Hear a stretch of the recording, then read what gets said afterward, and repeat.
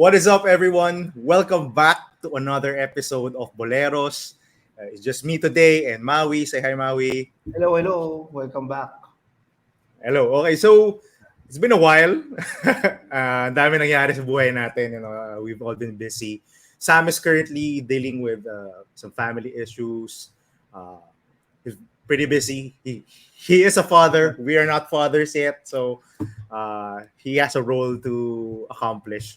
So we're gonna reserve. So we did promise that we're gonna talk about the Ateneo and NU recruits for our next episode, but we're gonna push that back a little bit. Maybe do it within the next few weeks. Anyway, it's still 6 months before the UAAP season, so there's a lot of weeks that we can cover these recruits. So much news can come out. Tagal pa. Marami pa tayong mga topics na kailangan pag-isipan.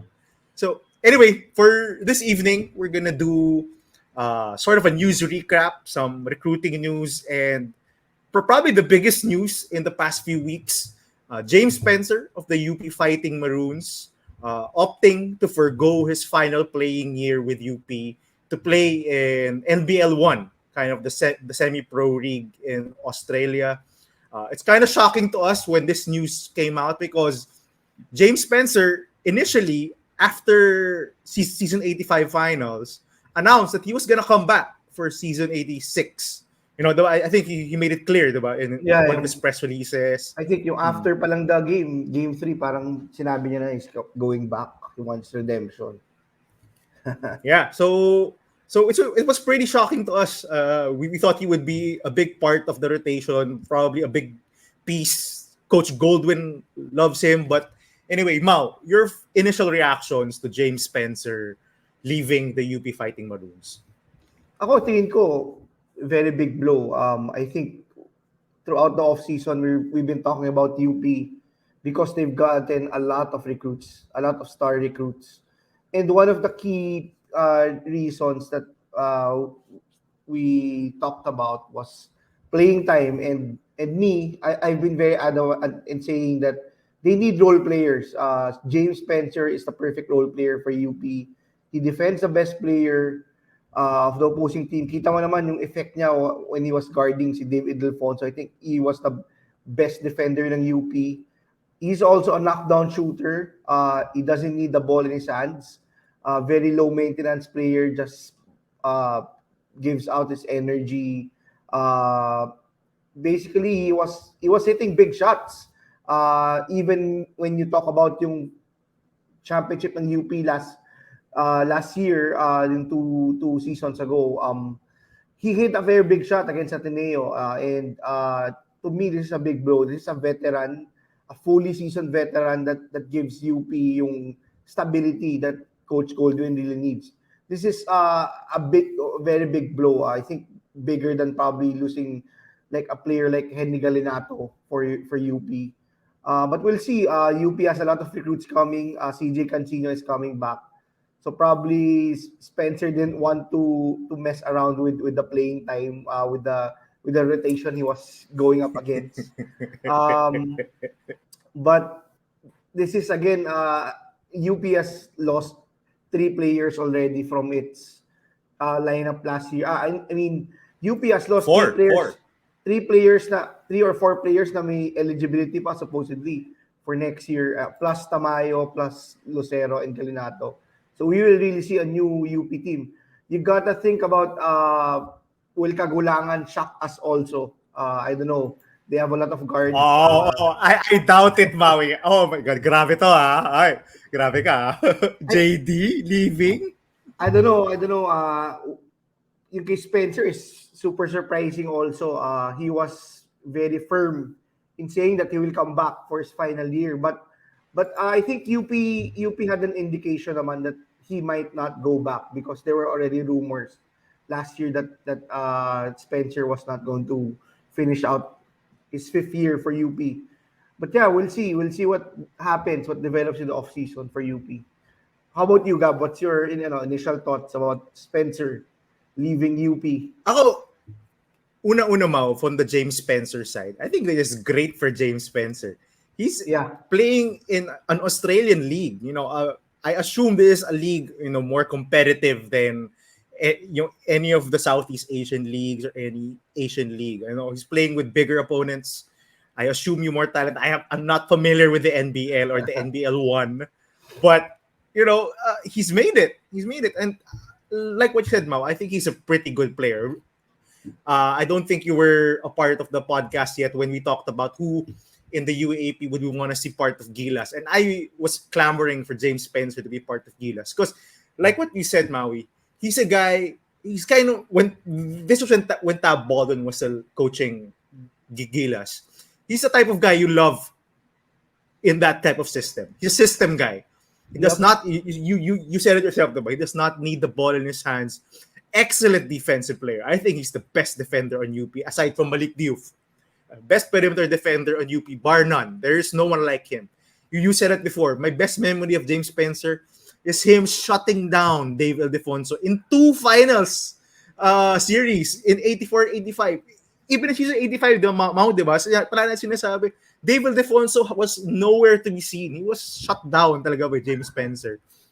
And he's an excellent shooter, developed actually into an excellent shooter. He wasn't that player in his first years in UP, but he became that player. I still think he's Gilas eligible.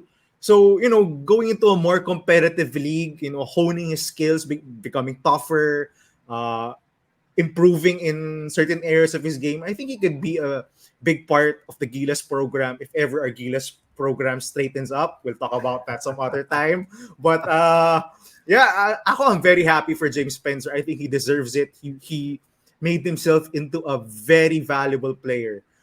So that's on the James Spencer side. Now, from the UP side, para sa akin, parang I didn't want double-edged swords. There's a positive and a negative to this. So, the negative, of course, I think you said it, Maui. This is a big blow na mawawalan ka ng best perimeter defender mo in James Spencer. I think anyone who's watched UP basketball seasons 84 and 85 know James Spencer is their stopper. Talagang can guard 1 to 3, heck even 4. He's that strong.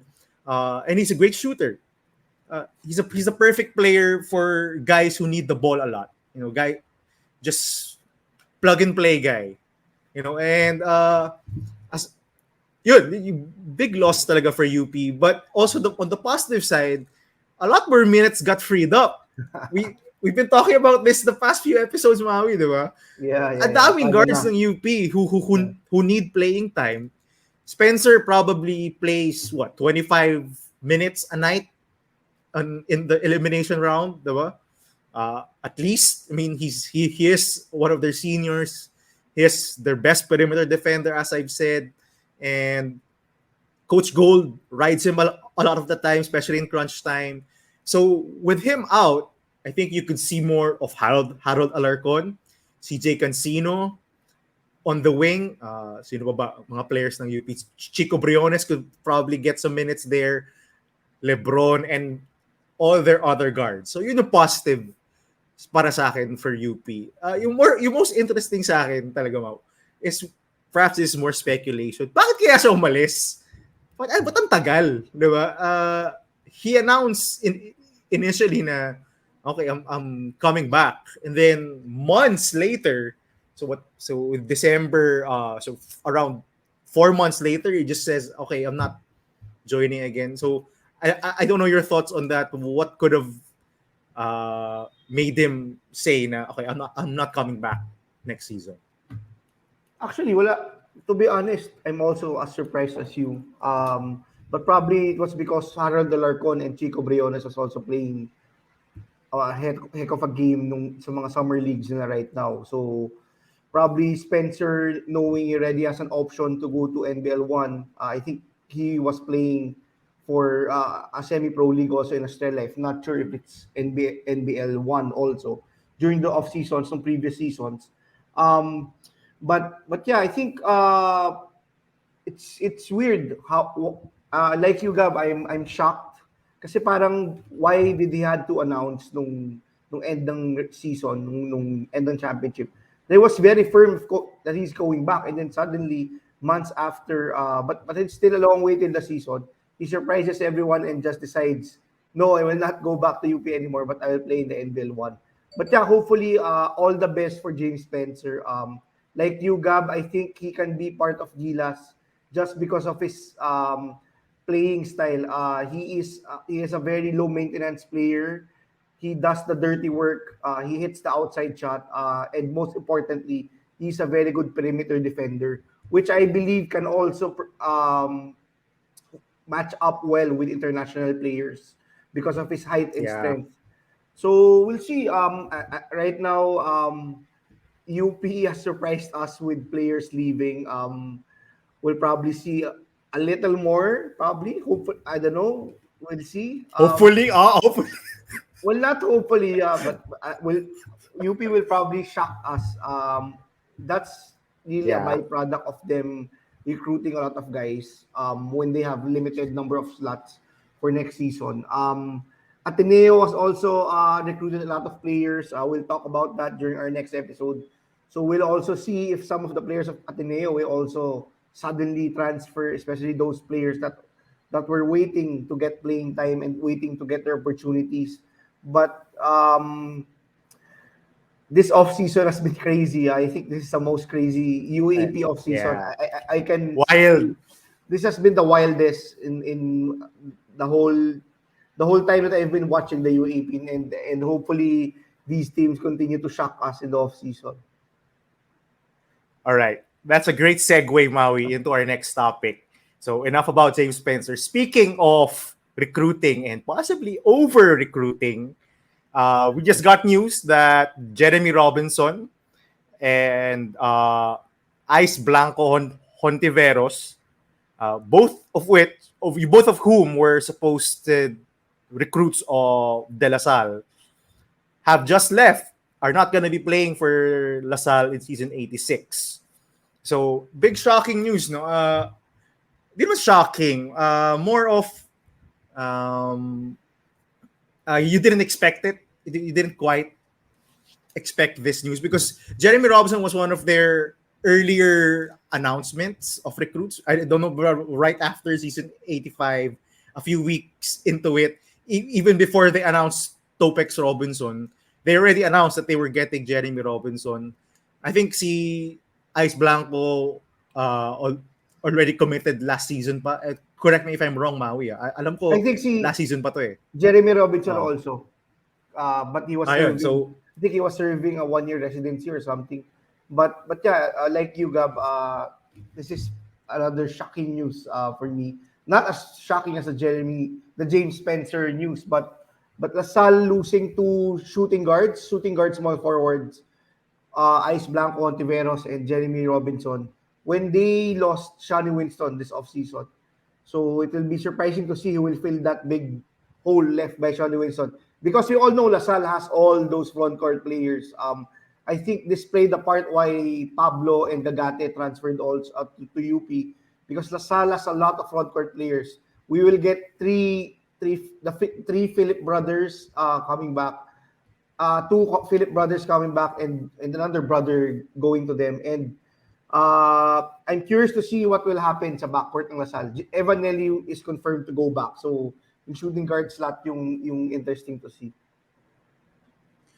ako ang interesting sa akin now, is this because Topex Robinson took over as coach and possibly he was not sold on these two recruits and maybe they were not gonna make the lineup. I mean, I was talking about over recruiting a while ago because I think LaSalle also is kind of over recruiting. Despite them getting wing players, they already have a bunch of wing players on their roster. We talk about we'll talk about it more in our LaSalle recruits episode. But they have this guy, DJ Mitchell, who's also coming in, who's also a shooting guard. Evanelli and Mark Nonoy are still there. Penny Estacio is still there. He's gonna get some playing time. CJ Austria is coming back. DJ Abadam is coming back. Makalalag is still there. And for the love of God, Joaquin Manuel is still playing. Good luck, LaSalle. But so yung nga yun, ang dami ng players ng Lasal. So I'm thinking, maybe they weren't assured of a slot when Topex Robinson came in as a coach. No, I'm sure na when they were recruited, they were somehow promised na, hey, you're gonna make the lineup, you're gonna get some playing time. But yun nga, Lasal, similar to UP and Ateneo, I'm not gonna let Ateneo have a pass on this. They also recruit a lot of players. But similar to Ateneo and UP, Lasal has stockpiled a ton of players. And when they all can't play, so I think this is one of those signs when you over-recruited and then the player, if they're not gonna play, well, I'm just gonna jump ship. I think you said before we came on that si Ice Blanco and Tiveros is moving to the NCAA. Yeah. Tama ba? Yeah, ang rumor ata is, I think, Lyceum or San Beda. So we'll see. Yeah, so you similar to previous UAAP players who moved to the NCAA. I think they're looking for playing time. So I think that's it. No, I mean, just again, this is all just speculation, guys. I mean, we're not saying this is confirmed. It's all speculation, but that's what makes the most sense to me. Because it doesn't make sense to me that they would just jump ship, without having played a single game for Lasal. I think they saw the writing on the wall. There's a lot of players ahead of them in the pecking order. They're not gonna get the playing time, or maybe they're not even gonna go into the official roster for season 86. So they're just gonna go somewhere. Interesting lang, Mau. I think if they enrolled, do they have to serve residency? I think yun yung requirement is they have to serve residency, which is why I think it's one of the main reasons why some players opt to just play in the NCAA so they don't have to serve the residency. Well, yun, diba? So, para sa akin, over-recruiting is definitely a thing, and it's unfair to the players, to these kids, para sa akin. It's not, the school doesn't lose too much on it. I mean, come on. They have a ton of players. It's these young guys, who you commit to a program, then suddenly, you're gonna have to sit, you're not gonna be able to play, diba? And then they're gonna waste a year. Or they're not gonna be able to play in the most competitive league, and they're gonna waste a year somewhere, or and then another year sitting out for residency. Diba? Yeah, it's crazy yung current system. So yeah, a bit of semi-shocking news, not unlike the James Spencer, but yeah, it's news all the same, and we have to talk about it. So that's it. This is just a mini episode, just to get through the weekend. Hope you guys like it, and till the next time. Bye, everyone. Bye-bye. Peace.